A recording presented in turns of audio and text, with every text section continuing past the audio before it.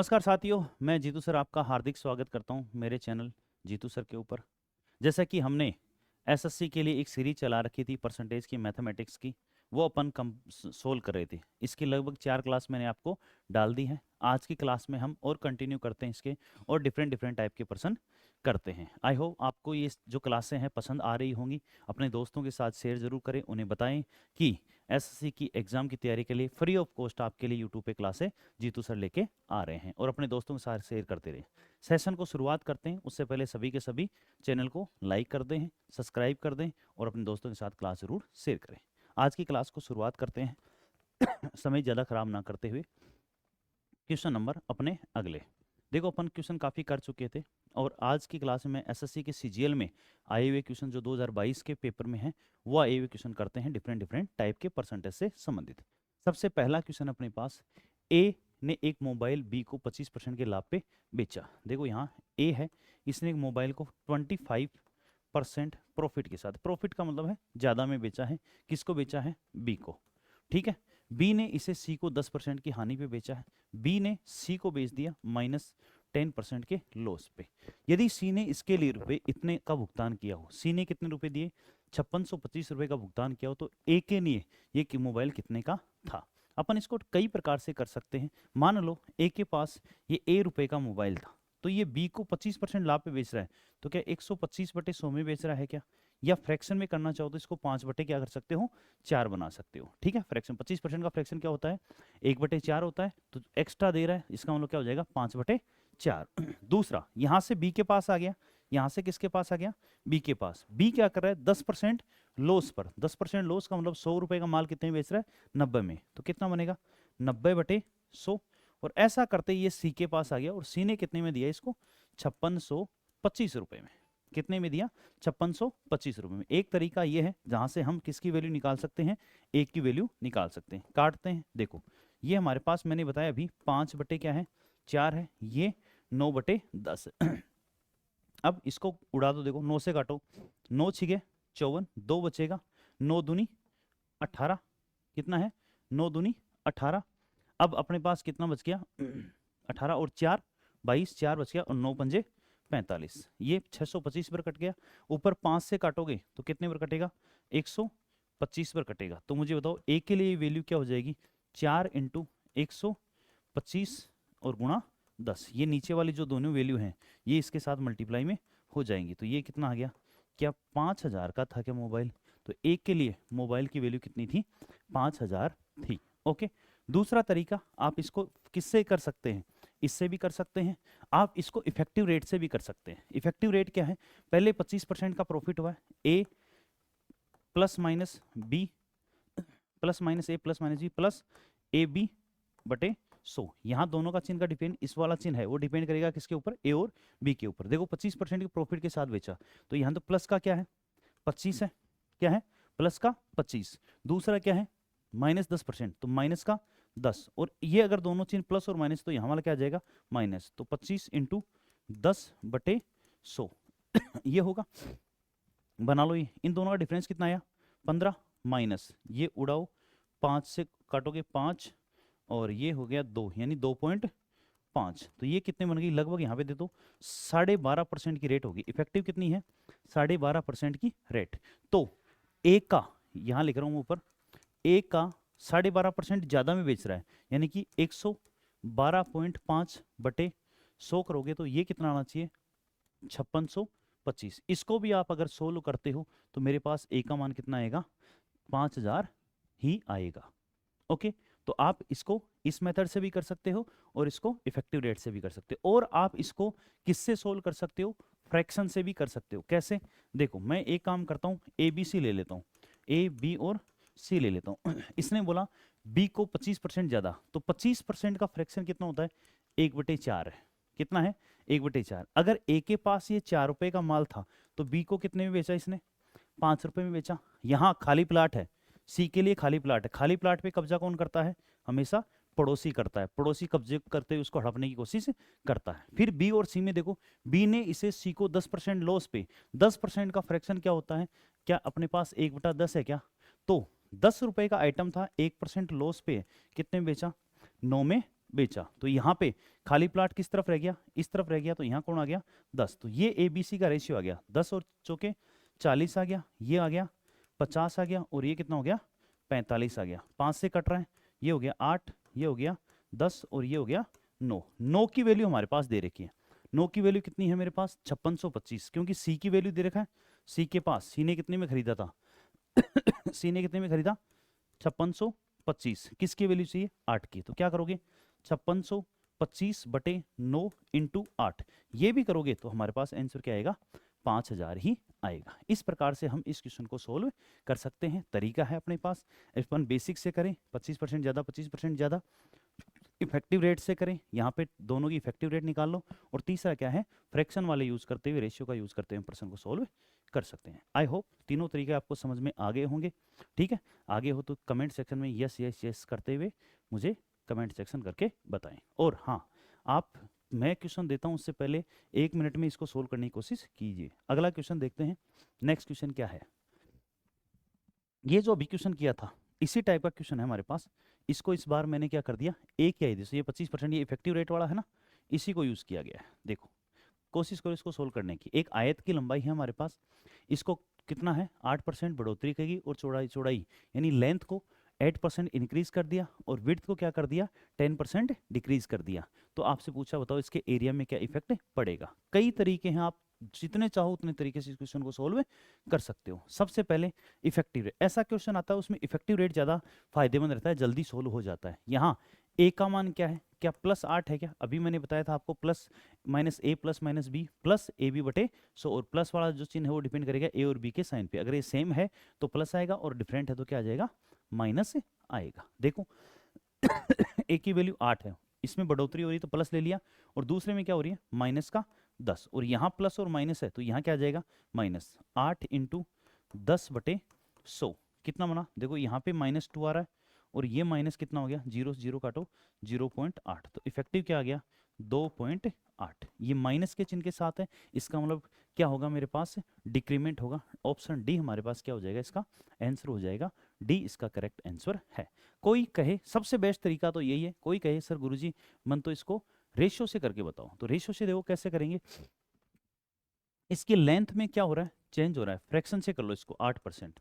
8% का फ्रैक्शन क्या हो गया, क्या 2/25 होगा क्या, इसका मतलब बढ़ रही है, तो 25 से कितना हो गया 27 हो गया। और इसकी विड्थ है उसमें क्या हो रहा है 10% की कमी हो रही है, 10% का फ्रैक्शन कितना हो गया 1/10 हो गया, यानी 10 रुपए का माल कितने में देना पड़ रहा है 9 में देना पड़ रहा है।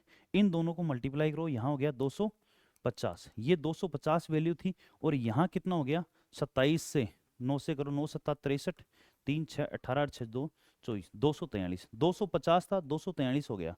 मुझे बताओ कितना कम हो गया, माइनस का कितना हो गया 7 हो गया क्या, डिवाइड किससे करोगे 250 इंटू क्या करो 100, यानी 7 कम हो रहा है, और किससे हो रहा है 250 से। इसको सोल्व कर लो, 0 5 दूनी 10 5 25, ठीक है।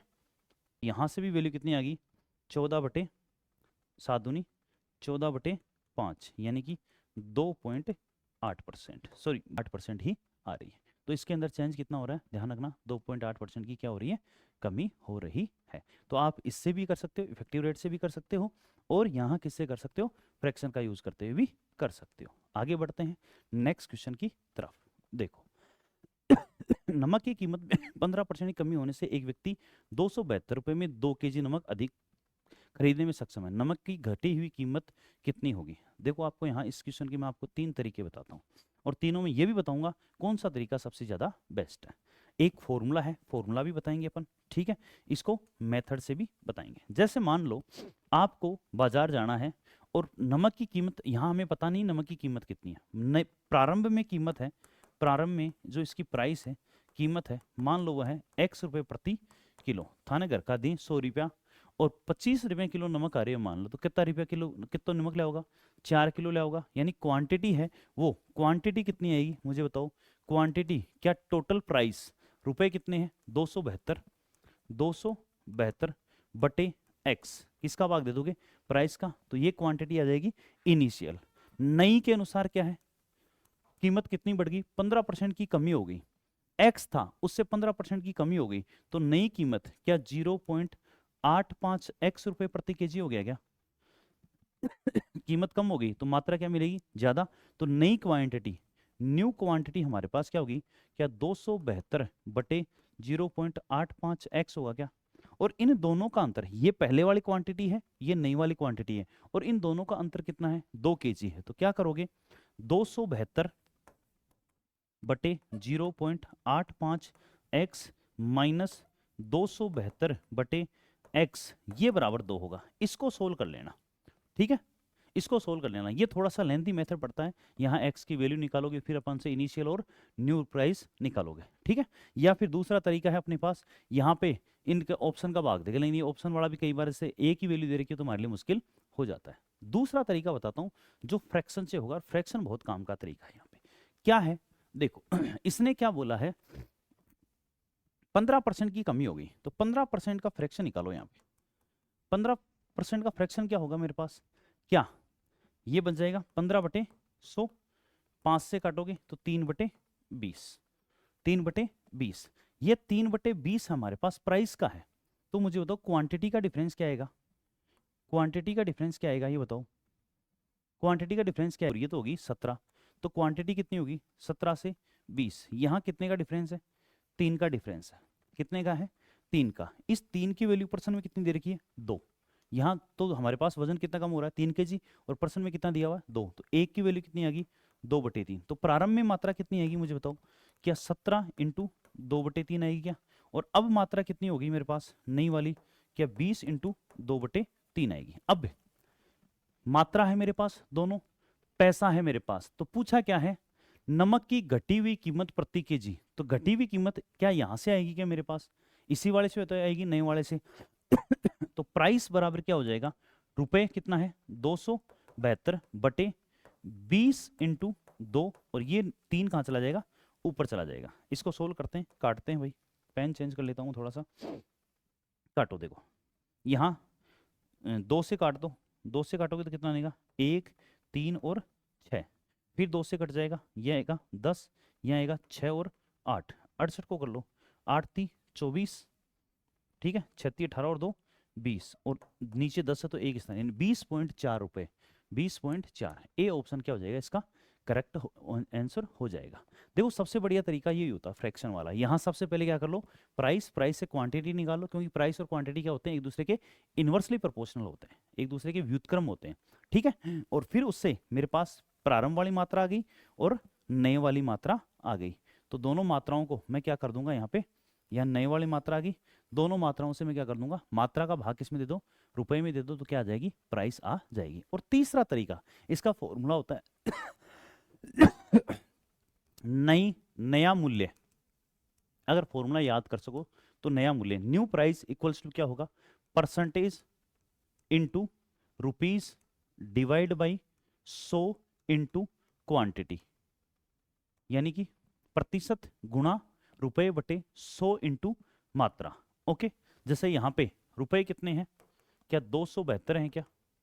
ठीक है। परसेंटेज कितना है? 15 है। ये कितना है? 100 इंटू, और क्वांटिटी मेरे पास कितनी है यहाँ पे? 2। इसको मैं सोल्व करूंगा तो मेरे पास वही वैल्यू कितनी आएगी?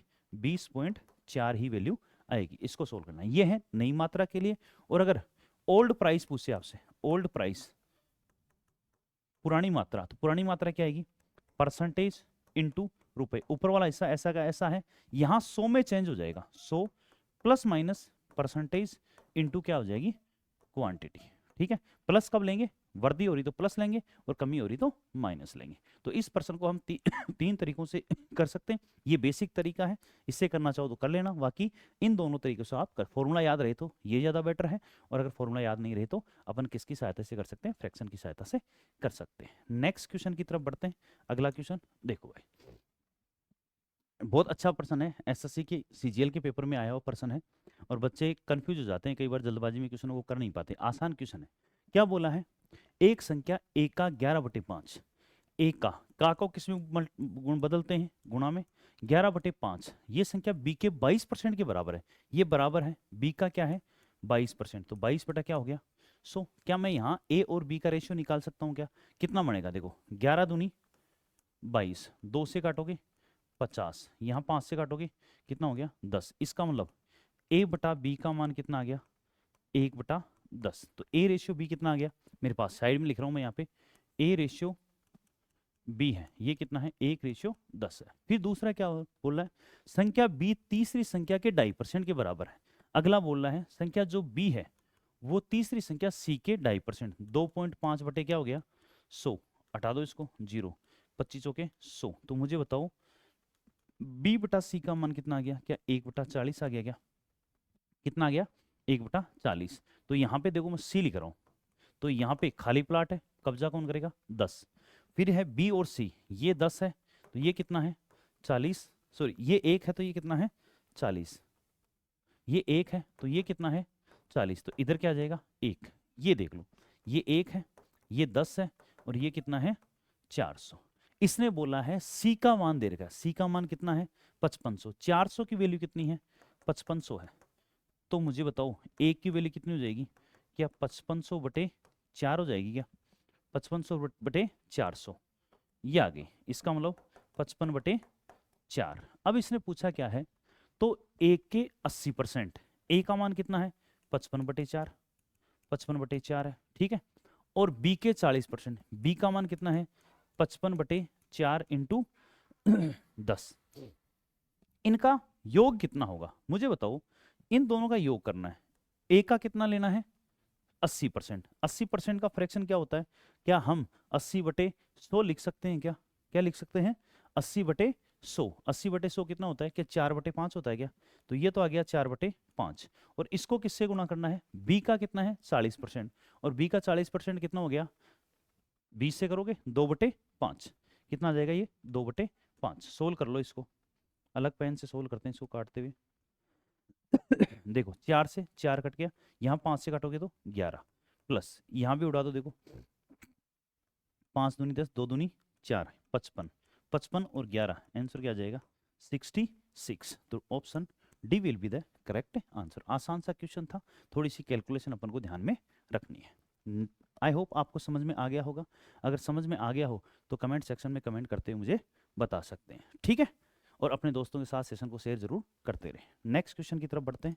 अगला क्वेश्चन, एक व्यक्ति के वेतन में 50% कमी होगी बाद में 50, ये पहले टाइप वाला, जैसे मैंने कहा इफेक्टिव रेट वाला, यहाँ है +50, पहले पहले क्या हो रही है -50 है, उसके बाद +50 है और फिर से +100 है, इस प्रकार से वर्दी है। तो देखो क्या करो, या तो फ्रैक्शन से कर लो, ये कितना है 1/2 है, ये भी कितना है 1/2 और ये कितना है 1। तो क्या बनेगा फ्रैक्शन से, 2 से कितना हो गया, पहले 1 हो गया, कमी हो रही है, फिर क्या हो गया 2 से वर्दी होगी 3, फिर क्या हो रही है वर्दी 1 से क्या हो गया 2, आपस में गुणा कर लो, ये हो गया 4 और ये हो गया 6, इसका मतलब 2:3 हो गया। 2 से वर्दी हो रही है कितने की 3 की, तो कितने की वर्दी होगी 1/2 इंटू 100। लास्ट में हमारे पास क्या हो रहा है 50% गेन। या इफेक्टिव रेट से निकालो, तो देखो इन दोनों का निकालो, पहले -50, -50 प्लस 50, -50 इंटू 50/100 होगा, तो ये तो बन गया 0।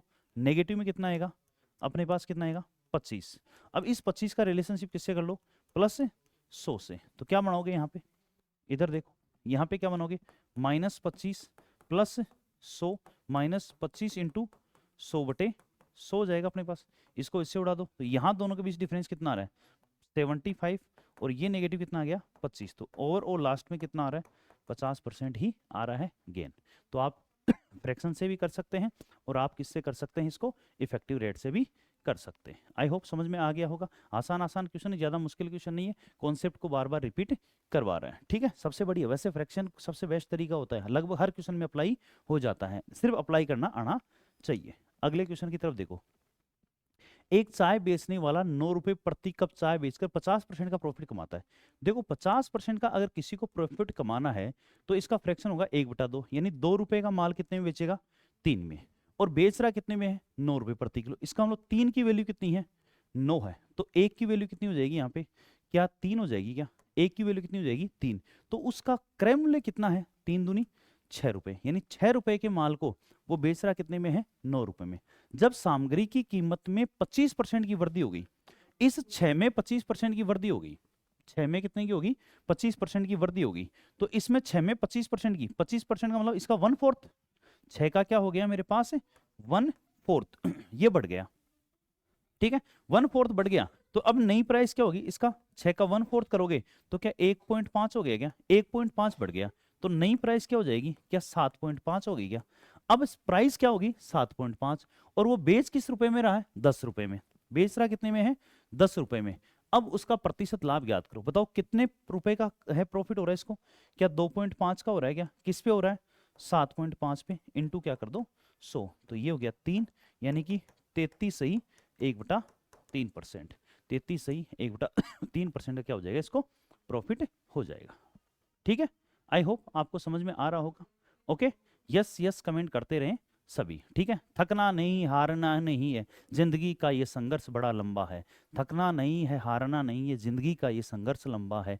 तोड़ने वाले रोकने वाले हजार मिलेंगे, संघर्ष में आगे बढ़ते रहना। तो संघर्ष आपको करते रहना पड़ेगा, बढ़ते रहना पड़ेगा। आपको तोड़ने वाले भी खूब मिलेंगे, रोकने वाले भी खूब मिलेंगे। आगे बढ़ते हैं अगले क्वेश्चन की तरफ। देखो, 400 कर्मचारियों वाली एक फैक्ट्री में पुरुष कर्मचारियों की संख्या का महिला कर्मचारियों से अनुपात 5:3 है।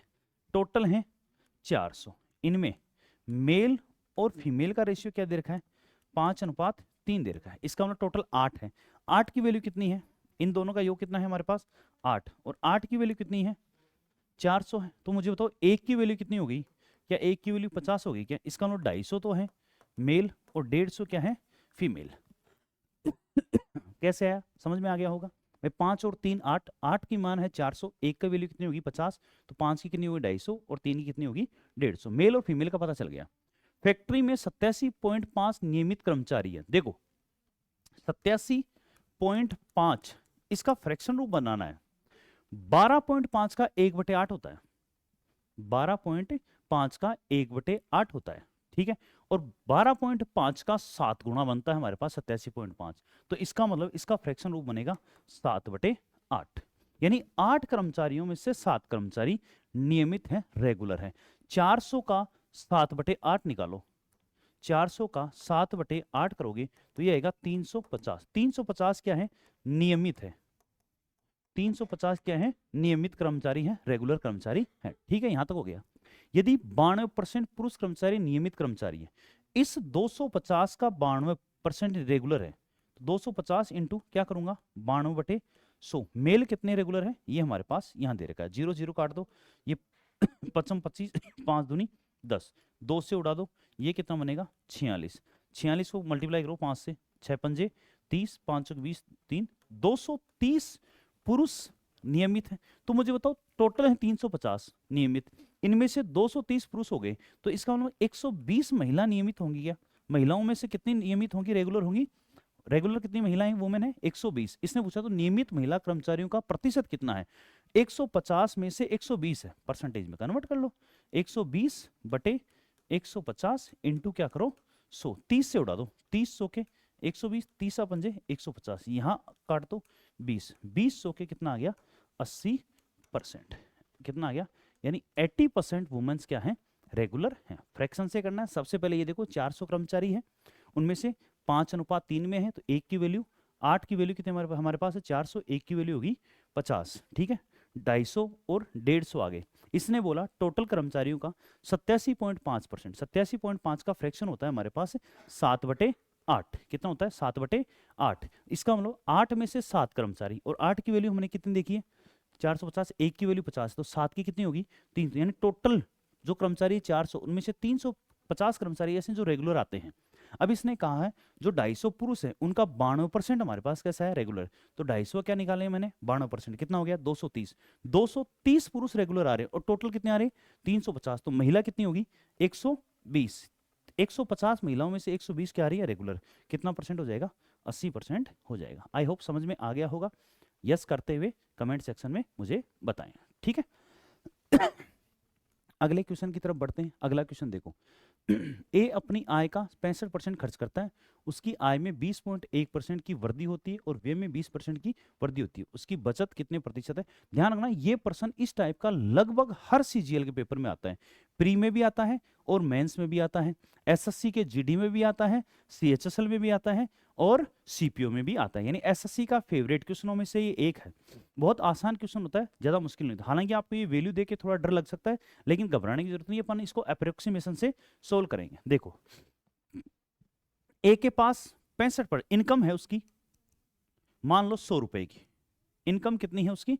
100 रुपए की, यानी उसकी आय है हमारे पास 100 रुपए। 65% खर्च कर रहा है, यानी उसको एक्सपेंडिचर क्या है उसका, खर्चा क्या है मेरे पास? 65 रुपए। तो बताओ सेविंग कितनी होगी, बचत कितनी होगी? क्या 35 रुपए होगी क्या? उसकी आय में 20.1, मैं 20 ही मान लेता हूं उसको एक बार, 20.1 छोड़ो, 20% की वृद्धि होगी। कितने की हो रही है? 20% की वृद्धि हो गई। तो क्या उसकी इनकम 120 हो गई क्या? और उसके खर्चे में 20% की वृद्धि हो रही है, खर्चा ये रहा, इसमें 20% की वृद्धि हो रही है, ठीक है। तो 35 का 20% कितना होता है? 7 होता है क्या? तो 35 और 7 कितना हो गया? 42। अगर ये 120 होती तो मुझे बताओ क्या 78 हो गया कि नहीं हो गया? कितना हो गया? 78 हो गया। मैं 20.1 नहीं ले रहा, सिर्फ 20 ले रहा हूं। कितना हो गया? 78 हो गया। इसका मतलब कितना बढ़ गया? क्या 13 बढ़ गया क्या? 13 बटे पहले था 65 इंटू क्या करो 100 कर दो, 13 पंजे 65 और इसको हटाओगे तो 20%। अगर ये सिर्फ और सिर्फ 20% होता तो इसका मतलब उसकी वृद्धि कितनी होती? 20% की होती। लेकिन ये 20.1 है, इसका मतलब इसकी वैल्यू थोड़ी सी बढ़ेगी, नहीं बढ़ेगी? तो इसकी वैल्यू भी थोड़ी सी बढ़ेगी। तो इसका मतलब जो 13 है इससे कुछ ना कुछ थोड़ा सा ज्यादा होगा। क्या होगा? थोड़ा सा ज्यादा। और थोड़ा सा ज्यादा क्या है? क्या यहाँ पे 20.3 है क्या? तो इस क्वेश्चन का आंसर क्या हो जाएगा? 20.3। तो उसका जो क्या है हमारे पास बचत, इन जो सेविंग है, सेविंग कितने परसेंट की वृद्धि हो रही है, कमी या वृद्धि हो रही है? ये खर्चे में वृद्धि होगी, ध्यान रखना, ठीक है।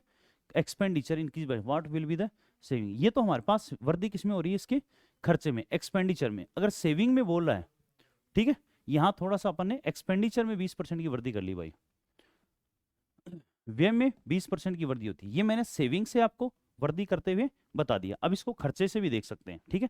खर्चे से करोगे तो मुझे बताओ, अगर सेविंग में वृद्धि होती तो क्या आता? 20 पॉइंट कुछ आता, थोड़ा सा ज्यादा आता। ओके, दोबारा से देखते हैं इसको। ये है इनकम, ये है इसका एक्सपेंडिचर और ये है सेविंग। मान लो ये 100 था, ये कितना है? 65 है, और ये है 35। ये होगी 20। अभी मैं 20% ही मान रहा हूं। कितना मान रहा हूं? प्लस का 20%। कितनी वृद्धि मान रहा हूं? 20% की इसमें वृद्धि हो रही है। और इसके एक्सपेंडिचर में भी ये तो 20.1 दे रखा है, लेकिन मैं अभी 20 ही मान रहा हूं, ठीक है। इसमें 20% की वृद्धि हो रही है, तो 20% का फ्रैक्शन क्या हो गया? मैं 65 इंटू 20% का ये क्या हो गया? फ्रैक्शन 1/5 होता है। इसका मतलब 5 से कितना हो गया? 6। तो ये हो गया 6/5, ठीक है। 5 से काटो, कितना आया? 13। 13 छिगानी 78। ये कितना हो गया? 78। ओके, तो ये इस हिसाब से ये क्या 42 रुपये हो गया क्या? कितना आ गया? 42। अब मान लो ये तो मेरे पास वैल्यू कितनी है? 120 है। थोड़ा सा ज्यादा होता तो 78 से थोड़ा सा ज्यादा होता, इसका मतलब 42 से थोड़ा सा ज्यादा होता। यहाँ कितना हो रहा है? 7 बढ़ रहा है, किस पे बढ़ रहा है? 35 पे, इंटू 100। इस हिसाब से कितना आता? 20%। लेकिन ये 7.1 भी होता तो क्या 20 से वैल्यू ज्यादा आती क्या? तो भी हमारा आंसर क्या होता? इंक्रीमेंट कितना होता है इसके अंदर? 20.3% का। तो चाहे एक्सपेंडिचर में इंक्रीमेंट दे दे, चाहे इसकी सेविंग में इंक्रीमेंट दे दे, दोनों से यहाँ पे आंसर में कोई ज्यादा इफेक्ट नहीं पड़ेगा। ओके, क्लियर है ये बात? आपको समझ में आ गई? मैंने यहाँ पे किससे करवा दिया? सेविंग में इंक्रीमेंट से कर लिया, यहाँ एक्सपेंडिचर में इंक्रीमेंट से कर लिया। दोनों से आंसर क्या आ रहे हैं?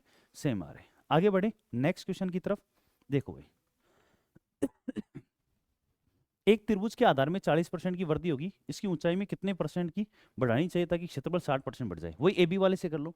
आधार में कितनी वृद्धि हो रही है? 40, प्लस ऊंचाई का पता नहीं, ऊंचाई का x मान लो, तो क्या बन जाएगा? 40x/100 और बराबर टोटल लास्ट में कितना होना चाहिए? 60% की वृद्धि होनी चाहिए। इसको सोल्व कर लो। देखो क्या बनेगा, ये 40 उस तरफ जाएगा, माइनस होगा, तो 60 माइनस 40, यहाँ इसको उड़ा दो, 2 5, ठीक है। ये कितना हो गया? 5x और ये 2 7x, 7x/5 बराबर 20। इसका मतलब x की वैल्यू कितनी आ गई? 20 पंजे 100/7, तो ये 14 के आसपास आएगा, 14.29%। तो 100/7 कितना आएगा? 14। तो अपने पास जो इफेक्टिव रेट वाला था उससे हम इस क्वेश्चन को आसानी से बहुत जल्दी कर सकते हैं। आई होप समझ में आ गया होगा। अगले क्वेश्चन की तरफ बढ़ते हैं। एक वस्तु की कीमत 20% कम हो जाती है, जिसके चलते ग्राहक इसका रुपए, वही कौन सा अपन अभी किया था, न्यू प्राइस और ओल्ड प्राइस, वस्तु का प्रारंभिक मूल्य पूछा है। तो मैं आपको दोनों तरीकों से फिर से बता रहा हूँ, कौन से, एक तो फ्रैक्शन से 20% है, 20% का फ्रैक्शन क्या हो जाएगा, 1/5 है, इसका मतलब 5 से प्राइस हो गई 4, कमी हो रही है, ध्यान रखना। तो ये तो है प्राइस, मूल्य है, तो उसकी क्वांटिटी क्या होगी मुझे बताओ, 4 और 5 होगी क्या? क्वांटिटी कितनी है, डिफरेंस कितना है, 1, और 1 का मान परसेंट में कितना दे रखा है, 2। इसका मतलब पहले मूल्य कितना ले पाता था, 8, अब कितना ले पा रहा है, 10। तो बताओ प्राइस कितनी होगी, 360 बटे कौन सा पूछा है यहाँ पे अपने पास, प्रारंभिक मूल्य। प्रारंभिक मूल्य तो क्या चाहिए अपन को, किसका डिवाइड करना है, 8 का डिवाइड करना है, 8 से डिवाइड कर दो, 8 चौके 32, 8 पंजे 40, कितना हो जाएगा 45, 45, क्या आंसर आ जाएगा 45। और अगर इनिशियल प्राइस वाला फॉर्मूला लगाएं, इनिशियल प्राइस क्या होता था, अभी बताया था मैंने, percentage into rupees divide by 100 plus minus percentage into quantity. Percentage कितना है 20, इंटू रुपीज कितना है 360 है, डिवाइड 100, इस बार कमी हो रही थी, 100 माइनस 20 कितना हो जाएगा 80, इंटू क्वांटिटी कितनी है 2, 20 100 के 80, 4 दूनी 8 से वापस काटना हमें, तो कितना आ जाएगा 45 रुपये पर केजी। तो क्या प्राइस होगी इसकी, 45 रुपये प्रति केजी। ठीक है, तो ये आज की क्लास थी जिसमें हमने परसेंटेज के 10 बहुत इंपॉर्टेंट जो एसएससी सीजीएल के पेपर में पूछे गए हैं वो हमने सोल्व किए हैं। आई होप आपको समझ में आया होगा और इसको अपन ने आज की क्लास में किया। उम्मीद करता हूँ ये आपको समझ में आई होगी। एक क्लास और लूंगा और इस परसेंटेज को खत्म करेंगे, 10-12 क्वेश्चन उसमें और लेंगे और इस टॉपिक को समाप्त करेंगे। उसके बाद मैं आपके लिए अब जीडी के लिए हर टॉपिक के 20 इंपॉर्टेंट क्वेश्चंस करवाने वाला हूं, क्योंकि जीडी की हमारे पास जो वैकेंसी है वो जो एग्जाम है वो फरवरी में आने वाला है, तो उसके लिए मैं आपको हर टॉपिक के 20 इंपॉर्टेंट क्वेश्चनों की एक क्लास कंप्लीट करवाऊंगा। ठीक है, तो आज की क्लास में इतना ही। तो चैनल को सब्सक्राइब करते रहें, शेयर करते रहें। धन्यवाद, थैंक यू, जय हिंद, जय भारत।